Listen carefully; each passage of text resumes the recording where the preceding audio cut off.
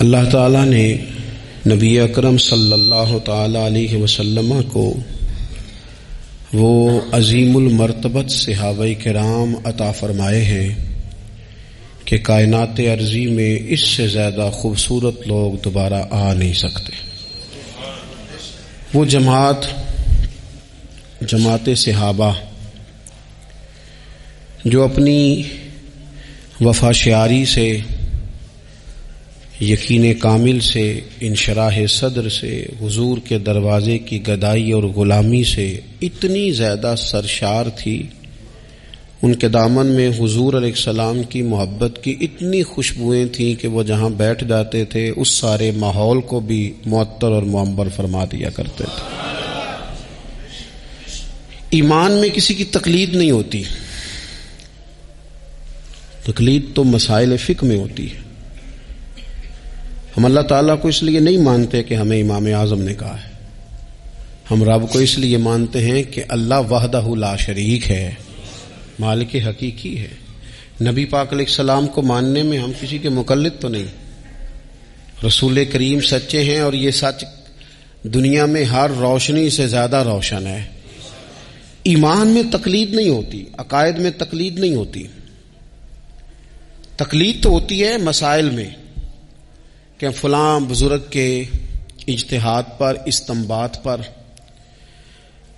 ہم زیادہ یقین رکھتے ہیں، زیادہ اعتماد کرتے ہیں، ان کے مقلد ہو جاتے ہیں۔ لیکن عجیب بات ہے نا کہ ایمان میں تقلید نہیں ہے، باوجود اس کے اللہ تعالیٰ نے کچھ لوگوں کے ایمان کو معیار ایمان قرار دیا ہے۔ فرمایا یہ ایمان معیار ہے، اس طرح کا ایمان پیدا کرو۔ یہ بالکل سورہ بقرہ دیکھیے، ارشاد فرمایا وَإِذَا قِيلَ لَهُمْ آمِنُوا، جب منافقین سے کہا جائے نا ایمان لاؤ، کس طرح؟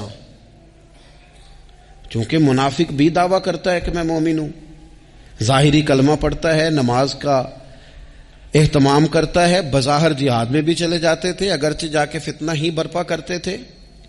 مالک کریم نے کہا کہ جب ان منافقین، یہ منافقین کا ذکر ہو رہا ہے، یہ آیات، ان کا پس منظر یہ منافقین سے کلام ہے۔ وَإِذَا قِيلَ لَهُمْ آمِنُوا، جب منافقین سے کہا جائے ایمان لاؤ، کما آمن الناس، جیسے یہ دوسرے لوگ ایمان لائے۔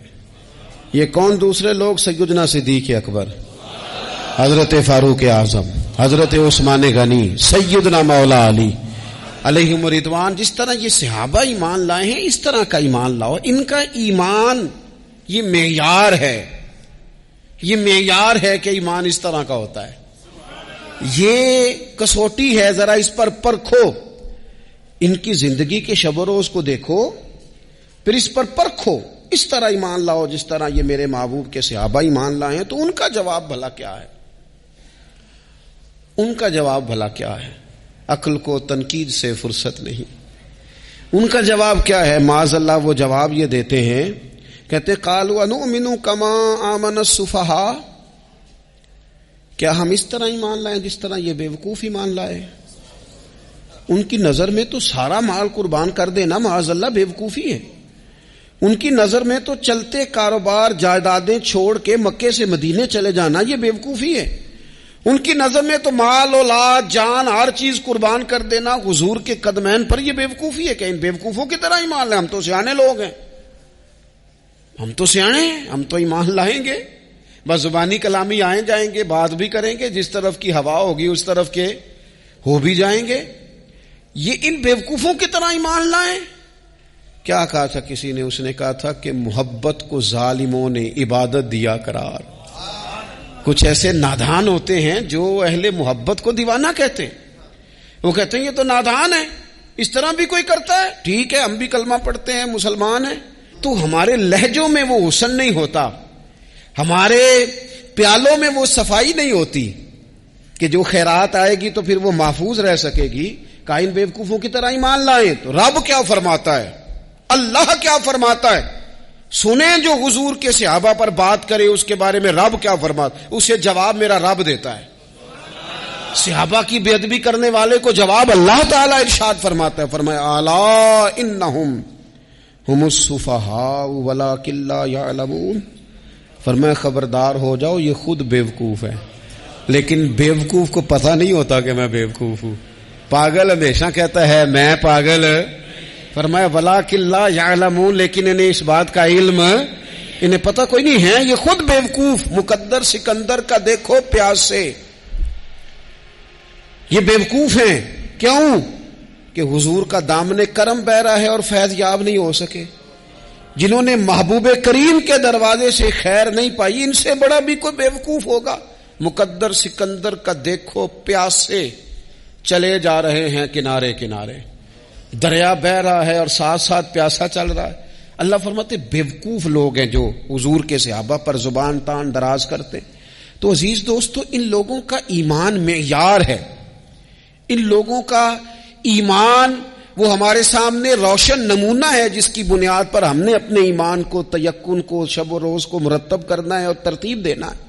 صحابہ کرام کی جماعت ساری بڑی شانوں والی، لیکن کچھ لوگ ایسے ہیں جن کا زیادہ تذکرہ نہیں ہوتا، تو بظاہر یوں محسوس ہوتا ہے کہ ہم نے عوام کو ان سے پوری طرح روشناس بھی نہیں کرایا. ایک شخصیت کا ذکر آج کریں گے جن کو میرے نبی پاک علیہ السلام نے فرمایا، حضور نے فرمایا، صحیح بخاری میں موجود ہے، فرمایا یہ نیک آدمی ہے.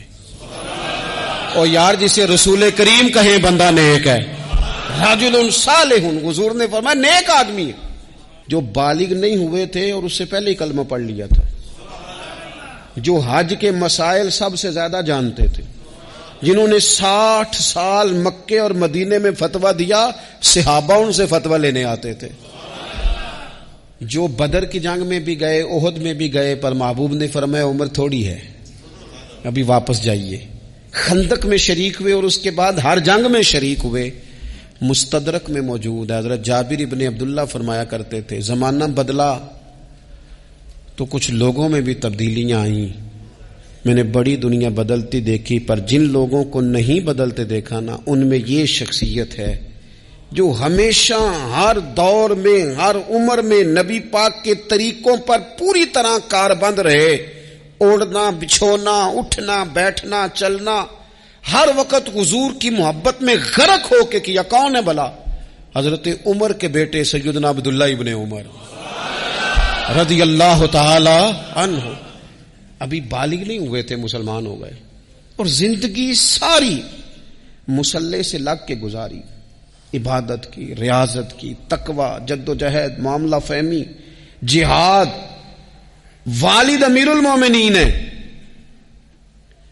لیکن صاحبزادے کی خواہش ہے کہ مجھے فوج میں بھیجو، میں جہاد کرنا چاہتا ہوں، اور جہاد بھی سپہ سالار بن کے نہیں، سپاہی بن کے کرنا چاہتا ہوں. سب سے پہلی بات تو یہ تھی کہ علم و فضل بڑا تھا. صحابہ ان سے فتویٰ لیتے تھے. مسائل حج سب سے زیادہ حضرت عبداللہ ابن عمر جانتے تھے، اور فتویٰ دینے میں اتنے محتاط تھے، حدیث بیان کرنے میں اتنے محتاط تھے کہ بڑا سوچ سمجھ کے، غور کر کے. صحابہ فرمایا کرتے تھے یہ واحد بندہ ہے کہ جو 1 منٹ سے پہلے کہہ دیتا ہے. سب سے زیادہ مسائل آتے ہیں لیکن 1 منٹ سے پہلے کہہ دیتے تھے اس مسئلے کا مجھے نہیں پتا، تحقیق کروں گا، اگر پتہ چل گیا تو بتا دوں گا. فوراً کہہ دیتے تھے. ایک دفعہ ایک صاحب نے مسئلہ پوچھا تو چپ کر گئے، سوچنے لگ گئے. ہمارے ہاں نا لوگوں کو حاضر جواب کہلانے کا شوق ہے. یہ شوق بڑا خطرناک ہوتا ہے. اگر آپ حاضر جواب ہیں تو بڑی اچھی بات ہے، لیکن حاضر جواب کہلانے کا شوق تو نہ پیدا کریں. اگر آپ کو پتا ہے، صحیح بخاری میں حدیث ہے، نبی پاک علیہ السلام نے ایک دن پوچھا تھا صحابہ سے کہ وہ درخت کون سا ہے جس کی مثال مومن کی طرح ہے. تو حضرت عبداللہ ابن عمر کہتے ہیں مجھے پتا تھا کہ وہ کھجور کا درخت ہے، پر میں نے جواب نہیں دیا. کیوں نہیں دیا؟ فرمانے لگے ابو بکر صدیق بیٹھے، فاروق اعظم بیٹھے، مولا علی بیٹھے، بزرگوں کی موجودگی میں جواب دیتا پھروں؟ یہ ٹھیک نہیں ہوتا، یہ صحیح نہیں ہوتا. یہاں تو بڑے لوگ، امام غزالی فرماتے ہیں جب میں اپنے مرشد سے مرید ہوا تو مجھے کہنے لگے بیعت میں نے کر لیا، آج کے بعد نہ تقریر کرنی ہے، نہ مدرسے میں سبق پڑھانا ہے، نہ کسی کو مسئلہ بتانا ہے. اور یہ بڑا مشکل کام ہوتا ہے، بندہ مولوی بھی اور تقریر ہی نہ کرے، اسے زنگ لگ جاتا ہے، اور مسئلہ ہی نہ بتائے تو بدعزمی ہو جاتی ہے. یہاں تو جس کو 6 مسئلے آ جائیں وہ امام کو نماز نہیں پڑھانے دیتا. وہ کہتا ہے پہلے انٹرویو لوں گا تیرا کہ تو پورا تجھے آتا ہے، پھر آگے چلے گا تو. اتنے بڑے عالم کو شیخ نے منع کر دیا. تو کہتے ہیں شیخ کے پاس ایک شخص مسئلہ پوچھنے آیا تو میرے مرشد فرمانے لگے مجھے یہ مسئلہ نہیں آتا. تو امام صاحب کہتے ہیں کہ میں نے اسے کہا مجھے آتا ہے میں بتاؤں. کہتے ہیں میرے شیخ مسکرا پڑے, کہنے لگے غزالی میں تو تیرے ساتھ ساتھ اپنی میں بھی مارنا چاہتا تھا پر تیری ابھی مری نہیں. تو کہتا ہے میں بتاتا ہوں. کچھ دیر چھوڑ دے, سارے مسئلے بتانے نہیں چاہیے, کچھ پہ عمل بھی کرنا چاہیے. میرے عزیز حضرت عبداللہ ابن عمر اتنا بڑے مفتی ہیں, مفتی مدینہ ہیں, مفتی مکہ ہیں. لوگ مسائل حج پوچھتے ہیں, بڑے بڑے استنباط کرتے ہیں قرآن و حدیث سے. ایک آدمی نے مسئلہ پوچھا تو حضرت عبداللہ ابن عمر فرمانے لگے دیر تک سوچا.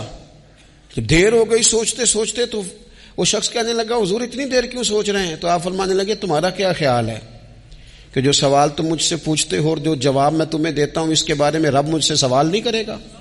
اللہ کی بارگاہ میں نے جواب نہیں دینا, تو میں سوچ سمجھ کے دے رہا ہوں تاکہ اس کا حساب دینا پڑے تو میرے لیے مشکل نہ ہو جائے. میرے عزیز حضرت عبداللہ ابن عمر سے کسی نے سوال پوچھا تو سیدنا عبداللہ ابن عمر رضی اللہ تعالیٰ عنہ کہنے لگے مجھے نہیں آتا اس سوال کا جواب.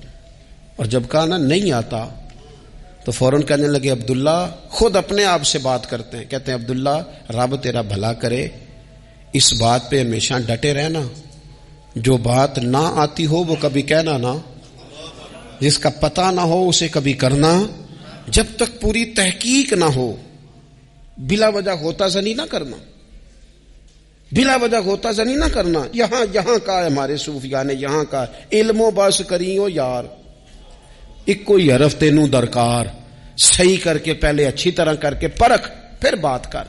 تو علم بڑا تھا, تقوی بڑا تھا. اس کے ساتھ ساتھ پھر یہ تھا کہ غریب پروری بڑی تھی.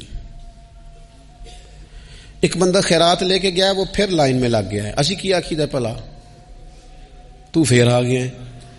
تو حضرت عبداللہ ابن عمر کو بندہ دوبارہ آتا نا تو کسی سے قرضہ لے کے کہتے یار اس کو بڑی ضرورت تھی تو دوبارہ آیا ہے نا, ایک دفعہ تم ذرا دے دو میں تمہیں دے دوں گا, اس کو دینا ہے. جتنی دفعہ شام کو کھانا کھاتے اتنی دیر حضرت عبداللہ ابن عمر کھانا نہیں کھایا کرتے تھے جب تک کوئی یتیم آ کے دسترخوان پہ بیٹھ نہ جاتا,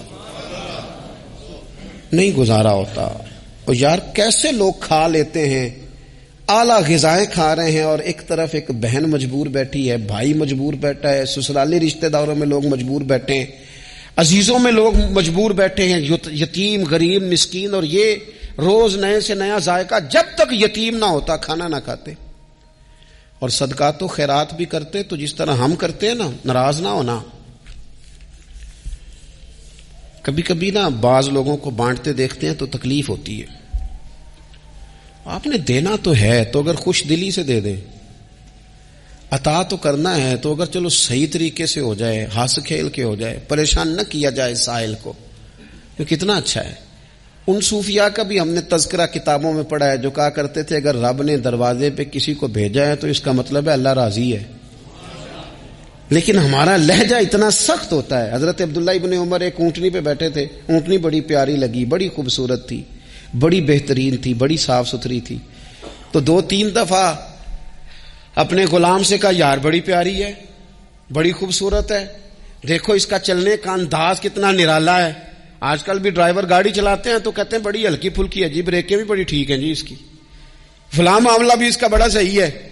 وہ اتنی پسند آئی اونٹنی تو اونٹنی سے اترتے ہی فوراً کہنے لگے اس کو نشان لگا کے قربانی کے جانوروں میں چھوڑ دو, یہ زیادہ پیاری ہے, اسے رب کے رستے میں خیرات کریں گے. کیوں؟ ایک باریک نقطہ صوفیاء نے بیان کیا ہے.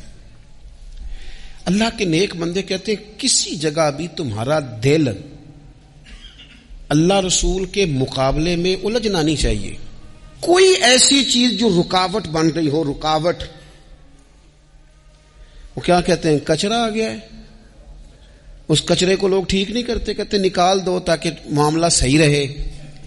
ایک چھوٹا سا باریک سا ہلکا سا دھاگے کی طرح کا ایک ٹکڑا اگر کسی وقت گوشت کا آپ کے دانت میں الجھ جائے نا, وہ سارا ذائقہ تباہ کر دیتا ہے. لوگ مختلف چیزیں لے کے خلال کرتے ہیں دانتوں کا تاکہ وہ نکل جائے, کیونکہ ذرا سی بھی چیز اگر کسی جگہ رکاوٹ بن جائے نا, آپ بڑا بہترین کھانا کھا رہے تھے, زبردست غذا آپ کھا رہے تھے، ایک صرف اس میں نا ہلکا سا دانہ ایسا ہے جو سخت تھا، کچرا آ گیا، روڑا آ گیا تو وہ سارے کھانے کا ذائقہ تباہ کر دیتا ہے۔ بعض لوگ ایسے ہوتے ہیں کہ ایک بال نکل آئے نا کبھی کھانے میں سے تو کھانا چھوڑ دیتے ہیں، کہتے ہیں یار یہ سارا ذائقہ خراب ہو گیا۔ ہمارے ساتھ یہ ہوا ہے، یہ تو ہے نا دنیاوی معاملات، اسی طرح کا مسئلہ روحانی زندگی میں ہوتا ہے۔ کئی دفعہ نا ہم ماننے کو تیار نہیں ہوتے، لیکن ہمارے اوپر دولت کی محبت پوری طرح سوار ہوتی ہے، وہ سجدے میں ذوق آنے نہیں دیتی۔ شہرت کی محبت پوری طرح سوار ہوتی ہے، وہ درود و سلام کا، ذکر کا، عبادت کا ذائقہ لگنے نہیں دیتی۔ وہ جو کہا تھا نا والذین آمنوا اشد حبا للہ، ایمان والے سب سے بڑھ کر اللہ سے پیار کرتے ہیں، سب سے بڑھ کر رسول اللہ صلی اللہ علیہ وسلم سے محبت کرتے ہیں۔ کیوں کہا گیا تھا؟ اس لیے کہ ان محبتوں کے مقابلے میں ذرا بھی کوئی اور محبت آتی ہے روحانی ذائقہ خراب کر دیتی ہے، ہمارا دل نہیں لگتا، ہم بور ہوتے ہیں، ہم پریشان ہوتے ہیں۔ مسئلہ یہ ہے کہ جس دل میں صرف رب رسول کو ہونا چاہیے تھا وہاں شہرت آ گئی ہے، شہرت کی محبت آ گئی ہے، دکھاوا آ گیا ہے، مال آ گیا ہے، کئی قسم کے ہم نے بت معاذ اللہ اکٹھے کر لیے، اور پھر وہ ساری کیف مستی آئے۔ یہ کیسے ہو سکتا ہے؟ حضرت عبداللہ ابن عمر رضی اللہ تعالی عنہ کے پاس ایک گدھا تھا، ہم پنجابی میں تو کہا کرتے تھے کہ بڑا ساؤ جانور ہے، بڑا دھیما ہے، بڑا اچھا ہے، سواری بھی کرتے تھے اس پہ، اس پر بوجھ بھی رکھتے تھے، اور بھی کئی کام، جانوروں کا چارہ بھی اس پہ رکھ کے لایا جاتا تھا۔ بہت سارے لوگ اس کی تعریف کرتے تھے کہ ظاہر ہے اس وقت یہ جانور ہر گھر کی ضرورت ہوتے تھے۔ لوگوں نے بڑی تعریف کی کہ جناب یہ گدھا بڑا اچھا ہے، بڑا عمدہ ہے۔ اب بعض چیزیں ایسی ہوتی ہیں جن سے دل لگ جاتا ہے۔ کچھ نوجوانوں نے گھروں میں بلی رکھی ہوتی ہے، گھوڑا رکھا ہوتا ہے، جانور رکھے ہوتے ہیں، ان کی پوری توجہ انہماک۔ ہم دیکھتے تھے دیہاتوں میں کہ بزرگ اگر کہیں چلے جاتے تھے سفر پہ تو وہاں سے بھی پیغام بھیجتے تھے کہ گائے کو چارہ ڈالا کہ نہیں، بھینس کو نکالا کہ نہیں، تم نے باڑے سے دھوپ چھاؤں کا خیال کیا کہ نہیں۔ وہ چیز ذہن میں آ جاتی تھی۔ حضرت عبداللہ ابن عمر رضی اللہ تعالیٰ عنہ وہ گدھا چونکہ بڑا پیارا تھا، بڑا اچھا جانور تھا اور بڑے کام کرتا تھا، بہت سارے معاملات گھر کے اور کھیتی باڑی کے اس کے ذمے تھے، تو گھر والے بھی کہتے کہ اس جانور کی وجہ سے بڑی خیر ہے، بڑے کام ہو جاتے ہیں، آپ کا بھی خیال تھا۔ حضرت عبداللہ ابن عمر ایک دن گھوڑے سے نیچے اترے یا اس گدھے سے نیچے اترے تو خادم کو بلا کے کہنے لگے اسے لے جاؤ اور بیچ کے پیسے اللہ کے رستے میں خیرات کر دو۔ اب وہ خادم کا بھی اس سے دل لگ گیا تھا، جانور گھر میں ہوتا ہے دلچسپی ہو جاتی ہے، کہنے لگا حضور وہ سارا محلہ تو اس کی تعریف کرتا ہے، سارے خاندان والے تو اس جانور سے دلچسپی رکھتے ہیں اور آپ بیچ رہے ہیں۔ آپ فرمانے لگے جس طرح سب کا دل اس کی طرف ہے نا کہ اچھا جانور ہے، میرا بھی ہو گیا ہے، لیکن میں اپنے دل کو سوائے رب رسول کے کسی اور طرف ہوتا دیکھ نہیں سکتا۔ اعظم بلا سے اپنی وہ ہستی ہی کیوں نہ ہو، اعظم بلا سے اپنی وہ ہستی ہی کیوں نہ ہو، جو چیز اس کی راہ میں حائل ہو پھونک دو، جلا دو ایسی ساری چیزیں جو ان کے راستے میں آتی ہے۔ فرمایا اس کی طرف توجہ ہونے لگی ہے، لہذا میں اسے اب رکھ سکتا۔ مزاج تھا، طبیعت تھی، طریقہ اس طرح کا تھا کہ وہ پھر ایک اور بات بڑی خوب تھی۔ حضرت عبداللہ ابن عمر ان لوگوں کی پذیرائی بڑی کرتے تھے جو خیر کا کام کرتے تھے۔ دینی کام کوئی بندہ بھی کرے اس کی پذیرائی ہو، اس کی تعریف ہو، خیر کے جملے ہوں تاکہ دینداری پھیلے۔ حضرت عبداللہ ابن عمر رضی اللہ تعالیٰ عنہ کو نا غلام آزاد کرانے کا بڑا شوق تھا۔ دیکھیں نا ایک بندہ کسی نے خرید لیا ہے، وہ اس کا پابند ہے، بڑی تکلیف میں ہوتے تھے لوگ۔ غلام 1000 سے زیادہ غلام آپ نے آزاد کرائے تو آپ جب غلام خریدتے تھے نا تو نظر کرتے تھے جو غلام ذرا زیادہ نمازیں پڑھتا اسے آزاد کر دیتے۔ تو غلاموں نے اس طرح کیا، انہیں پتہ چل گیا، انہوں نے بھی نا لمبی لمبی نمازیں شروع کر دی، تو حضرت عبداللہ ابن عمر کو پتہ چلتا، آزاد کر دیتے۔ ایک دن آپ کے بیٹے کہنے لگے حضور یہ آپ کو دھوکہ دیتے ہیں، لمبی لمبی نمازیں پڑھتے ہیں، آپ آزاد کر دیتے ہیں، بعد میں پتہ نہیں 5 بھی پوری پڑھتے ہیں کہ نہیں پڑھتے۔ تو حضرت عبداللہ ابن عمر کہنے لگے پتر تیرا کیا خیال ہے، مجھے نہیں پتا۔ کہا حضور پتہ ہے۔ فرمانے لگے یہ مجھے رب کے نام پر دھوکہ دینا چاہتے ہیں، جو رب کے نام پہ دھوکہ دے روز دے، میں روز دھوکہ کھانے کو تیار ہوں۔ دوسری بات یہ تھی حضرت عبداللہ ابن عمر میں کہ نبی پاک سے محبت کوٹ کوٹ کے بھری ہوئی تھی، حضور کا ذکر آتا تو رو پڑتے، ان جگہوں پہ جا کے ڈھونڈ ڈھونڈ کے بیٹھتے جہاں نبی پاک نے وقت گزارا ہے. ایک درخت کا پتہ چلا کہ یہاں حضور تھوڑی دیر آرام فرما ہوئے تھے، انہوں نے دیکھا تھا یا انہیں معلومات ہوئی، تو ہمیشہ اس درخت کو پانی دیتے، اس کا خیال کرتے، کہتے یہ درخت ہمیشہ تر و تازہ رہے، یہاں میرے نبی پاک نے تھوڑا وقت گزارا ہے. وہ مکہ مکرمہ میں بھی جاتے تو وہ جگہ ڈھونڈ ڈھونڈ کے جہاں حضور نے نماز پڑھی تھی نماز پڑھتے. مسجد نبوی میں آتے تو جس ممبر پر حضور بیٹھ کے خطبہ دیتے تو اس پہ ہاتھ پھیر کے چہرے پہ ملتے.